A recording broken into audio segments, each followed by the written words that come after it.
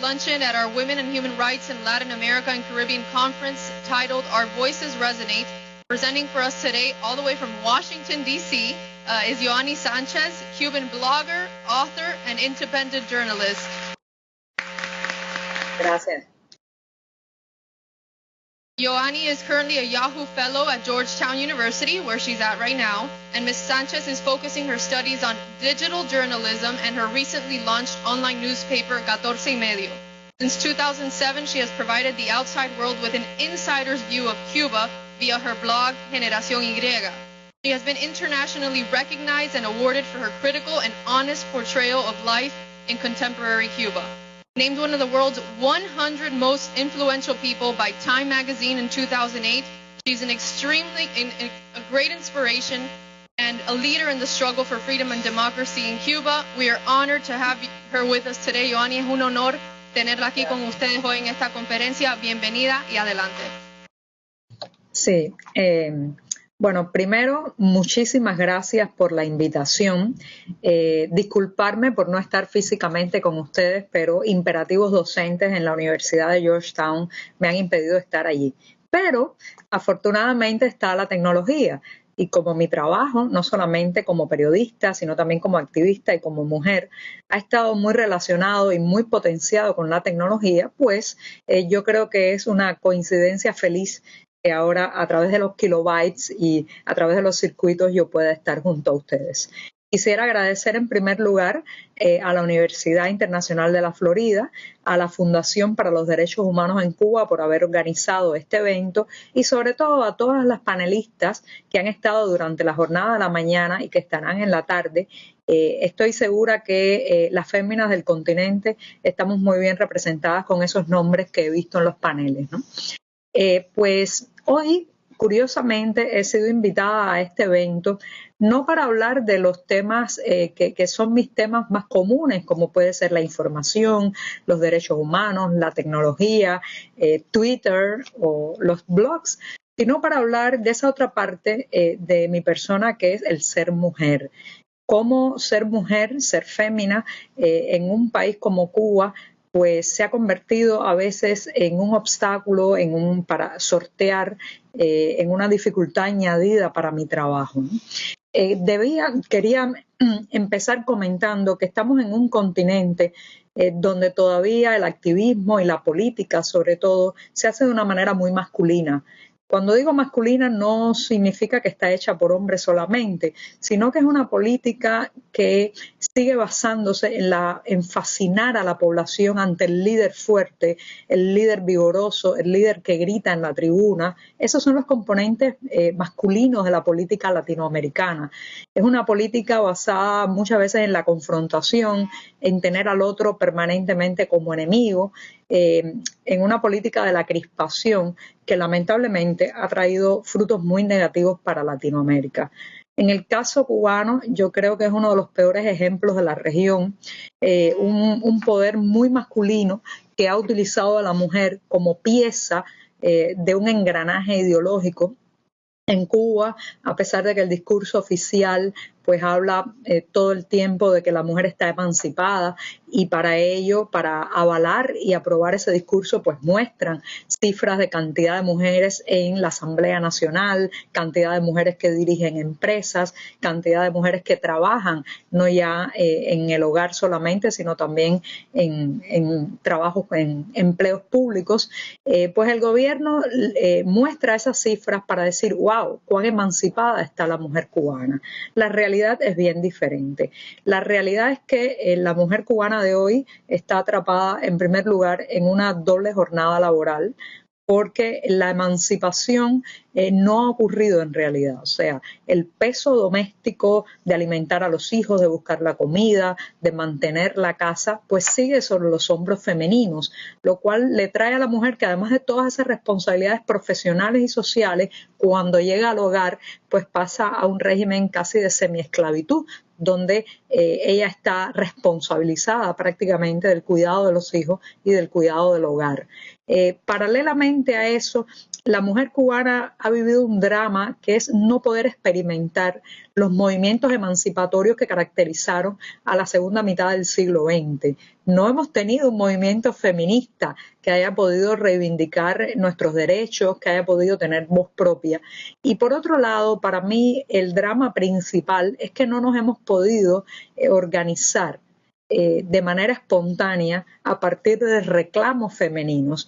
Como ustedes saben, en Cuba existe la Federación de Mujeres Cubanas, a la cual pertenecen más de 4 millones de féminas en todo el país, cuyo acceso a la organización es prácticamente automático una vez que la mujer cumple los 14 años de edad, y es una organización cuya característica principal es que es una polea de transmisión de órdenes desde el poder y hacia las féminas y no viceversa.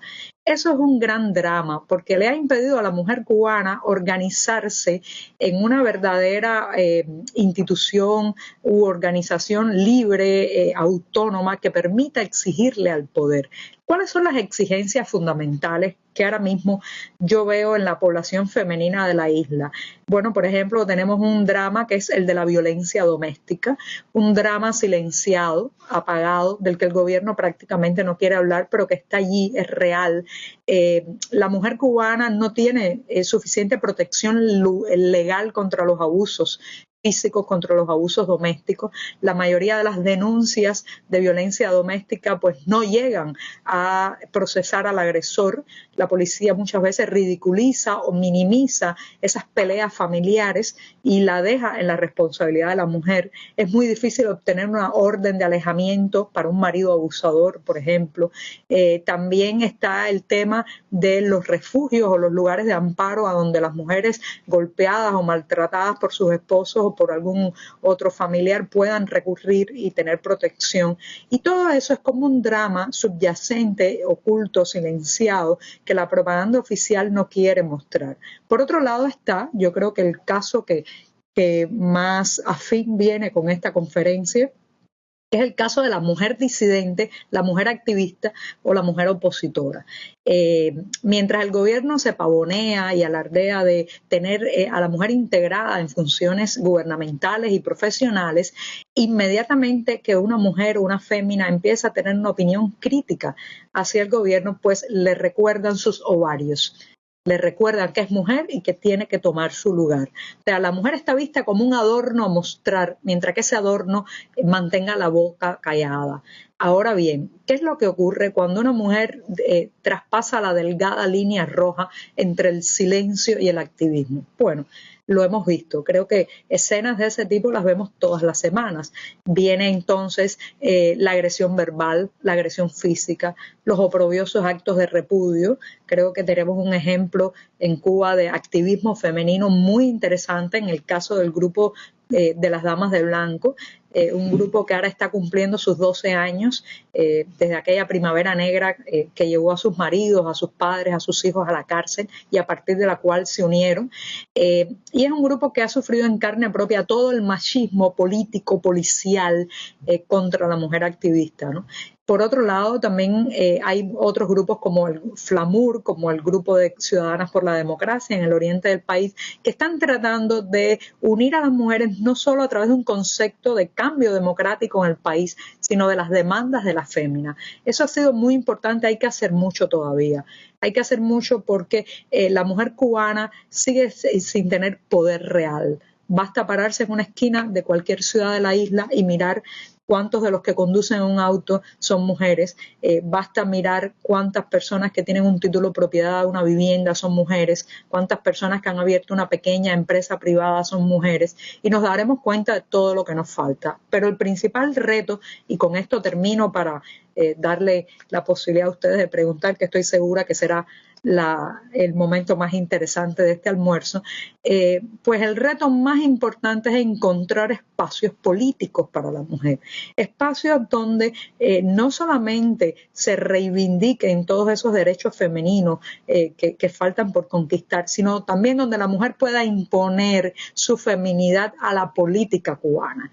Feminidad no significa debilidad, significa conciliación, significa una ambición más plural, más inclusiva. definitiva, las madres tenemos esa capacidad, y todas las madres del salón lo saben, de sentarnos a una mesa y darle un plato de sopa a todos nuestros hijos, sean de la tendencia política o ideológica que sean. Entonces, ese concepto inclusivo de la mujer tiene que primar en la política cubana. Espero de verdad que la política cubana no siga siendo de pelos en el pecho, sino con esa capacidad femenina y maternal de incluir, de conciliar, de encontrar acuerdos, de plantearse hacia el futuro, sobre todo la nación como un hogar y la mujer como protagonista de ella. Así que muchísimas gracias y pasemos a las preguntas. Muchas gracias.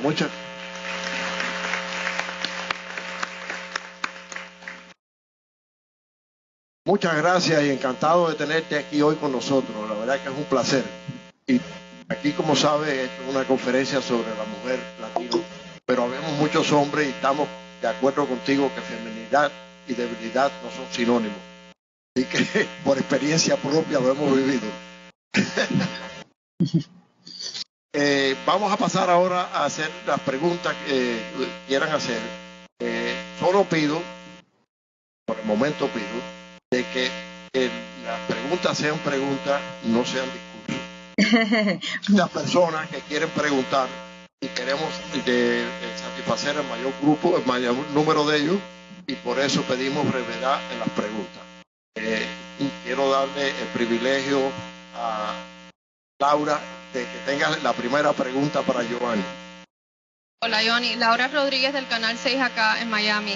Mi pregunta es, ¿cuál es el estado de los derechos humanos en Cuba después del anuncio de la normalización, entre comillas, entre Estados Unidos y Cuba, y qué opinas sobre este proceso? Sí, bueno, en primer lugar, olvidé decirlo antes, pero buen apetito, buen provecho, ¿no? Los estoy acompañando desde aquí con un té. Bueno, después del 17 de diciembre, como todos sabemos, yo creo que ocurrió un parteaguas en la historia nacional después del anuncio de restablecimiento, el sorpresivo anuncio de restablecimiento de relaciones entre Cuba y Estados Unidos. Si nos guiamos por las cifras y por todo lo que han reportado las organizaciones de derechos humanos dentro de Cuba, habría que concluir que prácticamente nada ha cambiado desde el punto de vista de la represión al diferente, ¿no? Los arrestos arbitrarios, los actos de repudio, la satanización oficial a los disidentes y activistas se mantiene intacta, ¿no? Por otro lado, yo creo que también hacia adentro del activismo y de la oposición, cada vez la idea de que estamos ante un nuevo escenario se va abriendo camino, ¿no? A pesar de que el gobierno cubano no ha hecho pasos en la dirección de la reforma política, no ha permitido el pluripartidismo, no ha mostrado ningún síntoma de tolerancia hacia su sector crítico. Sin embargo, yo creo que el 17 de diciembre abrió un escenario que debemos aprovechar. Más allá del activismo político, en las calles de Cuba, la gente siente que tiene un poco de esperanza. Hay una frase muy cubana, ¿no?, que todos conocemos, que es dar agua al dominó. Cuando se mueven todas las fichas del dominó, se cambian de lugar. Yo creo que eso fue exactamente lo que ocurrió el 17 de diciembre y el activismo cubano está ante un reto. Así por lo menos lo siento yo. El reto de aprovechar que ahora hay tantos ojos sobre la isla para poner en evidencia, uno, que la represión continúa, para buscar métodos de trabajo también, actualizarlos, más creativos, que lleguen más a la población. De manera que, por un lado, nada ha cambiado, pero por otro, mucho ha cambiado. Porque desde el punto de vista simbólico, pues el gobierno cubano perdió uno de sus argumentos principales ese 17 de diciembre, y era el argumento de que en una plaza sitiada disentir es traicionar. Ahora bien, de nuestra parte, los activistas, las personas que hacemos periodismo independiente, los opositores de la isla, queda arrebatarle al poder esas demandas políticas, ¿no?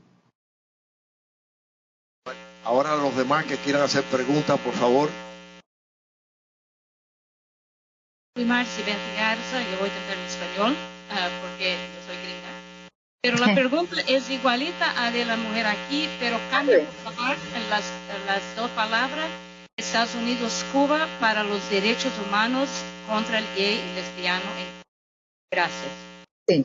Sí, es muy interesante ese tema, ¿no? Porque En Cuba, por ejemplo, en los últimos años, sobre todo, se han fundado, se han creado muchos grupos de activismo que quieren llevar pues adelante las banderas y las demandas de los grupos de gays, lesbianas, transexuales y transgéneros, ¿no? Ha sido un proceso muy difícil porque, como mismo ocurre en el tema del feminismo, pues ese campo de demandas, el gobierno trata de oficializarlo y de mantenerlo solo para él, ¿no? Como es el caso del oficialista CENEXEX, el Centro de Estudios para el tema de la Sexualidad en Cuba, que dirige la hija del propio Raúl Castro, Mariela Castro, y entonces tratan de monopolizar el tema y canalizarlo por la vía oficial.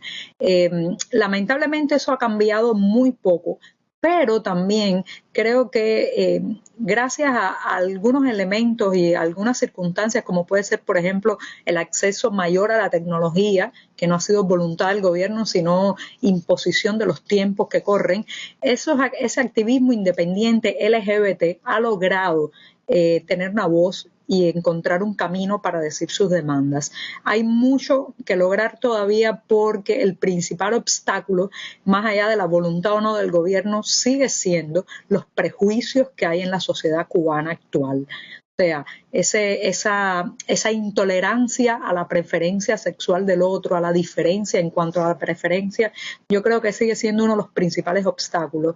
Y espero que, al igual que las féminas, un día la comunidad LGBT cubana pueda tener sus propias organizaciones, pueda presentar sus demandas, pueda tener un candidato representativo en el Parlamento, en la Asamblea Nacional. Pero desde el 17 de diciembre para acá, poco ha cambiado para ellos. Hola, Joanny. Nora Gámez para el Nuevo Herald. ¿Cómo estás? Hola, muy bien, colega. Una pregunta. El gobierno cubano está preparando una delegación de casi 1.000 personas, de activistas de las ONG gubernamentales a la cumbre de Panamá. ¿Cómo crees que la sociedad civil verdaderamente independiente puede evitar la colonización de este espacio de la sociedad civil por el gobierno? Sí, Nora, te agradezco la pregunta porque es un tema que está ahora mismo en el candelero, ¿no? Evidentemente el gobierno cubano quiere repetir una práctica que ya conocemos, por ejemplo, de la Feria del Libro de Guadalajara en su edición dedicada a Cuba, que es aplastar en volumen, en cantidad, en número a las voces independientes. Ya el propio Abel Prieto lo ha dicho, que Panamá será el campo de batalla.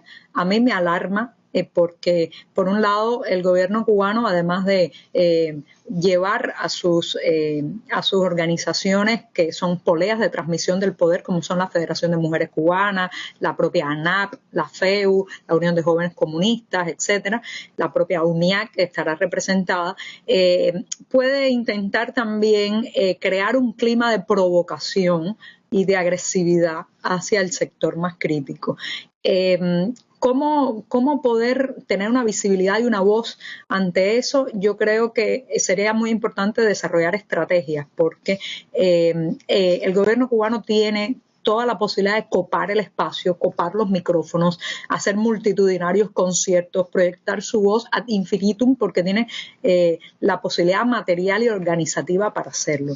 De manera que, ¿qué le queda al activismo cubano que va a estar representado? Bueno, pues le queda la honestidad, le queda el realismo del discurso de su lado, le queda no repetir consignas, sino tratar después de acercar la Cuba real hasta ese momento. En el caso personal, yo he comenzado los trámites para tener una acreditación periodística. Me interesa mucho ir como periodista a la prensa, a la cumbre de Panamá, porque me interesa mucho la mirada desde la prensa. Todavía no hemos recibido acreditación nuestro pequeño diario digital 14 y medio, pero estamos esperando. De todas maneras, les recomendaría a los activistas cubanos, opositores y disidentes que van desde dentro de la isla, que traten de conciliar puntos, de tener una estrategia, primero para aprovechar los pocos minutos que quizás van a tener al micrófono, no dejarse provocar es muy importante porque no tenemos por qué aceptar que Panamá es el campo de batalla. Panamá es una tribuna, Panamá es un escenario, Panamá no es la meta, Panamá no es el final. Queda mucho post-Panamá también, ¿no? Y por otro lado, saber que a las estrategias de volumen y de la masividad del gobierno cubano, pues lo que tenemos que mostrar nosotros es decir, no somos, al igual que ellos, entidades que se rigen por el gobierno y por el partido. Todas esas organizaciones que van a ir allí por parte del gobierno cubano, si se leen sus estatutos, sus principios, se podrá encontrar alguna cláusula que da fidelidad al gobierno, al partido y probablemente también a la figura de Fidel Castro. Entonces, hagamos nosotros la diferencia, seamos plurales, diversos y no nos dejemos provocar. Gracias. Please.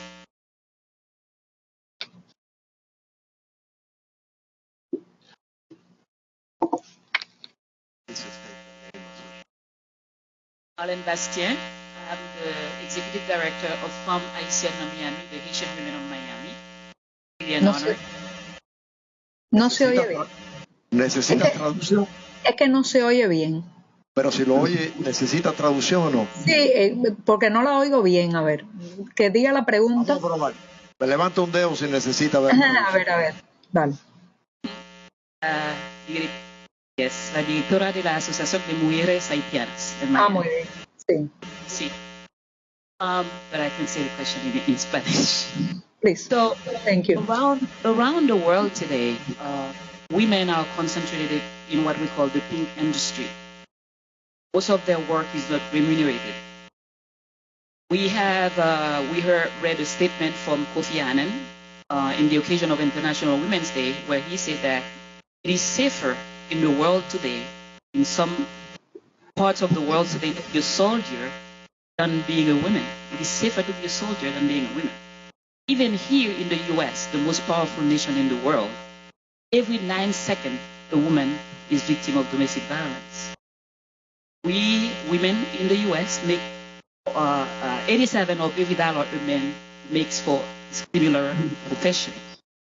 What do you think should be done globally to reduce the incidence of violence against women and also to gain true equality for women worldwide?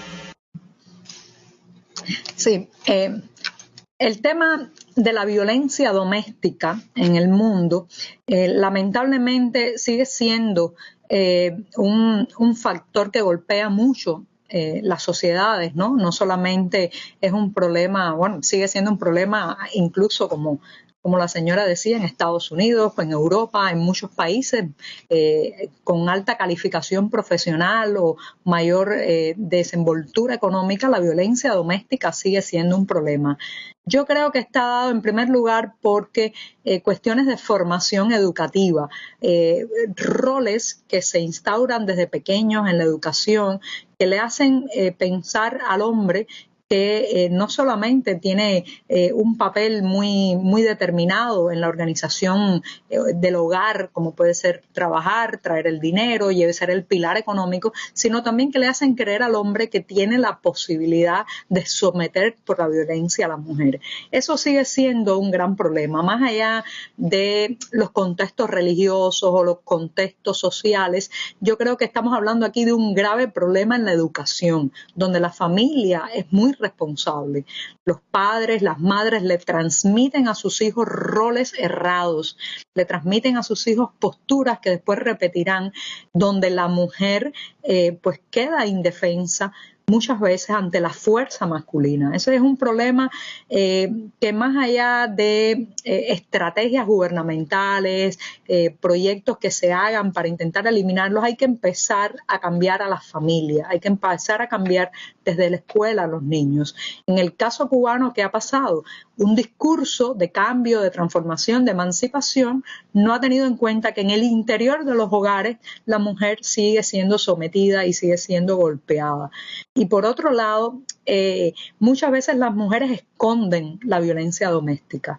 Se sienten culpables, se sienten responsables, se sienten que no pueden romper la relación con el hombre y entonces callan la violencia doméstica. Cuando una mujer calla la violencia doméstica es como si la golpearan 2 veces, porque entonces prolonga el ciclo de la impunidad del hombre. Entonces, ese es un problema que estamos viviendo en Cuba, que estamos viviendo en el mundo, es un drama que no disminuye lamentablemente. y que no le corresponde, o sea, nos corresponde a nosotros las féminas denunciarlo.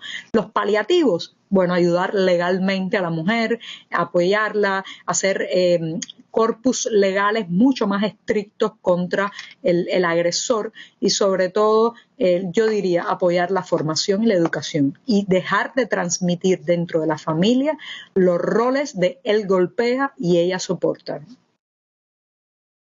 Muchas gracias. Joanny, voy a coger el privilegio que tengo el micrófono para hacerte una pregunta. Sabemos, leemos la historia que en Versalles, a principios del siglo pasado, se discutió el futuro de Cuba entre los Estados Unidos y España sin mucha participación de los cubanos.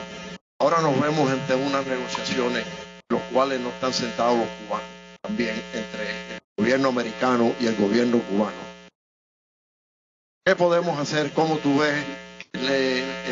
Cómo demandar, cómo insistir, porque de verdad el futuro de Cuba tiene que ser, los cubanos tenemos que estar sentados en la mesa del futuro de Cuba y no dejarlo en manos de otros. Dame tu pensar sobre este tema. Sí, bueno, tú me conoces y sabes que siempre trato pues de encontrar un camino incluso cuando parece que no hay camino, ¿no? Entonces yo empezaría diciendo que no hay retorno al 16 de diciembre. O sea, el 17 de diciembre ocurrió, no hay vuelta atrás. Y a pesar de todas las críticas que podemos tener por el secretismo del proceso, porque también, pues, mientras lo hacían, el gobierno cubano tenía un discurso totalmente agresivo contra la Casa Blanca y contra Estados Unidos, y sin embargo, por detrás, pues estaba negociando con su enemigo de siempre. A pesar de todas esas críticas, yo creo que hay que asumir que ocurrió y encontrar el nuevo escenario y la nueva posibilidad. La nueva posibilidad es que, en primer lugar, dejar en evidencia ante el mundo y ante todos que el gobierno cubano ha tomado la decisión de negociar, hablar, sentarse a conversar con su archienemigo y, sin embargo, no está dispuesto o no da disposición pública de conversar con sus disidentes, sus opositores y sus críticos dentro del país. Dejar eso en evidencia, ya por ahí podemos empezar a hacer un buen trabajo para tomar a nuestro favor este resultado de las negociaciones. Por otro lado, todo está en un largo proceso. El anuncio ha sido eso, un anuncio, pero concretamente ni siquiera se han abierto todavía las embajadas. Por tanto, yo creo que es un camino mucho más largo, más complicado de lo que podría parecer en un primer momento. Así que yo les recomendaría a la sociedad civil cubana dentro de la isla que tenga nuevas estrategias ante este escenario, que en fin de cuentas esas son negociaciones entre gobiernos. Nosotros tenemos que tener negociaciones con nuestro pueblo, hablar hacia adentro. La mesa no es entre la Casa Blanca y la Plaza de la Revolución. La verdadera mesa es hacia el interior de Cuba, entre el pueblo cubano, el sector disidente y una parte del oficialismo que quiera sentarse en esa mesa. Por tanto, yo creo que no trazar más la ecuación a partir de la afuera, diría yo. A mí, en lo personal, en lo que se decida en la Casa Blanca, bueno, me parece interesante desde el punto de vista informativo y periodístico, pero no debe determinar lo que haga la sociedad civil dentro de la isla. Hay un nuevo escenario. Ese nuevo escenario puede traer un respiro material y económico para la mayoría del pueblo cubano. Yo creo que debe primar una mirada humana. Hay gente en Cuba pasándola muy mal, teniendo muchas dificultades para poner un plato de comida sobre la mesa. Y si el 17 de diciembre ayuda a que coman un poco mejor y vistan un poco mejor, bueno, yo creo que hay que evaluar eso de manera positiva. El activismo cubano tiene que replantearse, redefinirse, buscar nuevas estrategias, encontrar nuevas formas de hacer, aprovechar las flexibilizaciones que han venido desde el otro lado del estrecho de la Florida. Por ejemplo, las medidas del día 16 de enero, con flexibilizaciones en las telecomunicaciones, con la posibilidad también para el sector por cuenta propia de exportar hacia Estados Unidos servicios y recursos. Todo eso vamos a pensar cómo aprovecharlo a nuestro favor. Creo que ese es el gran debate que tenemos que tener, y no si el 17 de diciembre debió ser o no, porque ya está, ya fue y no hay vuelta atrás. Gracias, gracias.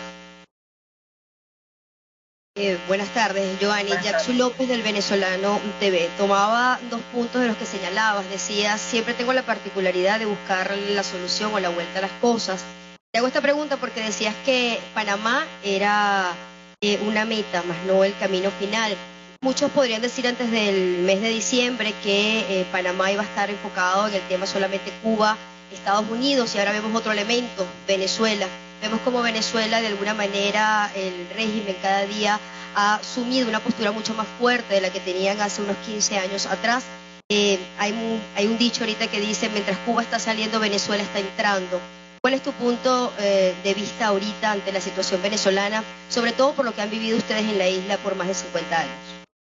Sí, evidentemente, esto que está ocurriendo previo a la cumbre en Panamá con Venezuela, yo creo que es muy interesante porque significa que a veces no se pueden hacer pronósticos políticos o pronósticos de cómo va a resultar determinado evento con demasiada anterioridad, porque las eventualidades y las sorpresas ocurren como es este caso. Cuando todos pensábamos que en ese escenario de la cumbre de Panamá los 2 grandes protagonistas iban a ser el gobierno cubano y el gobierno de Estados Unidos, pues se cuela un nuevo personaje en la escena que va ganando protagonismo, y es evidentemente Nicolás Maduro y el gobierno venezolano, con un discurso muy beligerante, muy agresivo, que contrasta un poco con las negociaciones que ya van por su tercera ronda, que están ocurriendo entre la Casa Blanca y la Plaza de la Revolución, y de alguna manera, pues ese conflicto entre Venezuela y Estados Unidos está boicoteando o minando el piso, aunque todas las partes lo nieguen, al acercamiento Cuba-Estados Unidos. Lamento mucho lo que está pasando en Venezuela. Creo que siempre que puedo lo transmito a los venezolanos a través de Twitter, a través de mi blog, porque es una sociedad no solamente donde cada vez los derechos se van recortando, las libertades se van limitando, sino que es una sociedad donde la polarización, la confrontación, el odio al otro va creciendo, y eso es muy problemático, es una bomba de tiempo en muchos sentidos, y de verdad lo lamento mucho porque Nicolás Maduro ha puesto por encima de los intereses de la nación, de gobernar para todos, intereses de tipo partidista, intereses de tipo material y económico también, de poder, e intereses personales. Entonces, lamentablemente no creo que vaya a terminar bien. La cumbre todavía puede dar muchas sorpresas. De aquí a allá todo el bloque del ALBA, el llamado ALBA, puede tomar posiciones de grupo que incluso pueden llegar a pues cancelar su asistencia. No creo que debamos sorprendernos con nada. En el caso de los venezolanos, pues mi apoyo y repetirles una frase de un texto que escribí hace unos días, de que yo pensé que nunca iba a decirlo, pero Venezuela está peor que Cuba. Peor en el sentido de que ustedes empiezan un largo camino de oscuridad y nosotros esperemos que la luz esté más cercana.